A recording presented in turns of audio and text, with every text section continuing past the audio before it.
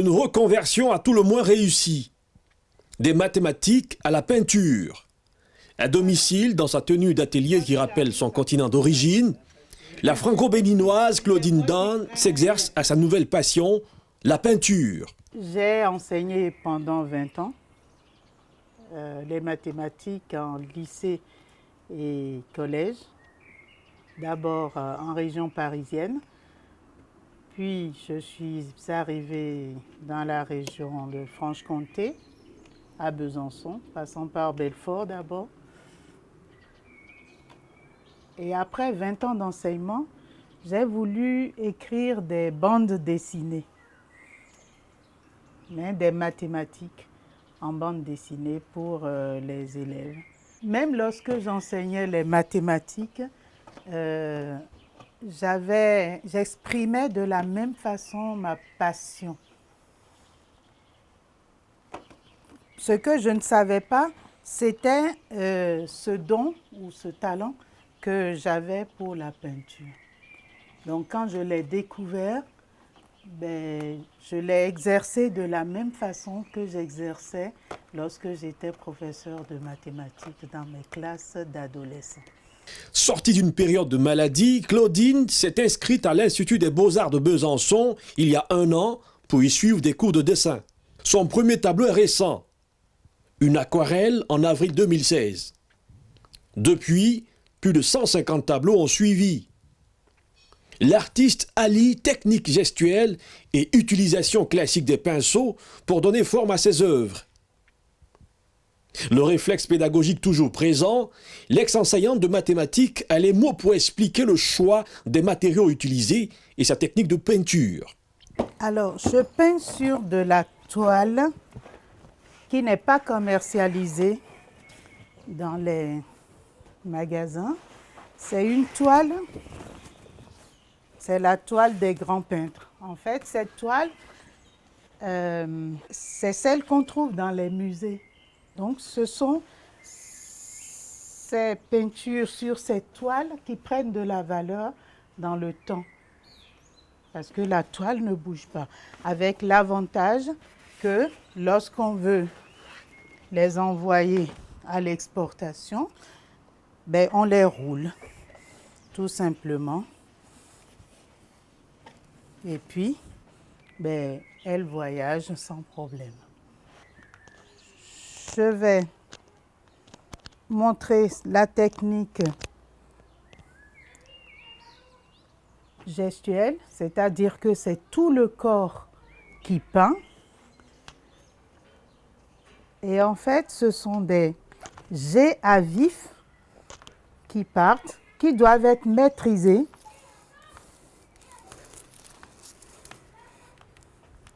Et là, je n'ai pas besoin de pinceau. Ce n'est que mon tube de peinture qui fonctionne avec la maîtrise du geste, mais c'est tout le corps qui peint. C'est-à-dire qu'au moment où je le fais, c'est tout mon corps, esprit et âme, qui est mobilisé pour que le geste soit appliqué.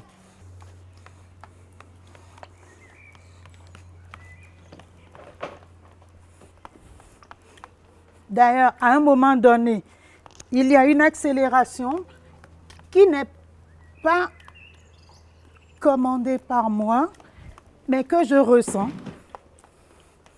à un moment donné. Ensuite, il y a la technique classique, qui est l'utilisation des pinceaux. Plusieurs types de pinceaux. Voilà. Et ces techniques me sont arrivées, comme ça, c'est une intuition pour pouvoir donner des reliefs et non peindre à plat. La nature peut nous surprendre. Et tout de suite. Mais au moment de l'application, je sens toute l'énergie qui est déployée. Pourquoi alors le choix des couleurs à tendance chaude? Le choix des couleurs chaudes vient déjà de mon histoire, parce que je pense que tout ce que j'ai pu voir dans mon enfance comme peigne de femmes africaines m'ont inspirée. Jour spécial pour Claudine. Dans la mouvance de la fête des pères, elle donne rendez-vous aux amoureux de la peinture au 9 rue Moncey à Besançon, à la boutique Sans Contrefaçon, pour un vernissage. Entre la propriétaire de l'enseigne et la peintre, une solide amitié et une passion pour le beau. J'ai rencontré Claudine lors d'un défilé de mode. Elle a accepté d'être un de mes mannequins, comme mes clientes ont accepté d'être un des mannequins de la boutique Sans Contrefaçon pour représenter les différents créateurs avec qui je travaille. J'ai beaucoup aimé chez Claudine, et je dirais simplement qu'on le retrouve dans les tableaux, sa joie de vivre, sa naïveté, et puis ce côté très chaleureux, avec beaucoup de lumière. Voilà, et c'est pour ça que je voulais que Claudine ait la chance de pouvoir montrer un petit peu à certaines personnes que je connais et des artistes comme Roger Landry, comme Gilles Herny, voir autre chose, puisque c'est des artistes qui sont relativement connus mais qui font d'autres choses, donc de pouvoir avoir la possibilité d'échanger. J'espère que ça va plaire, j'espère que les gens auront le même sentiment que moi de voir cette lumière et de voir ces tableaux vivre.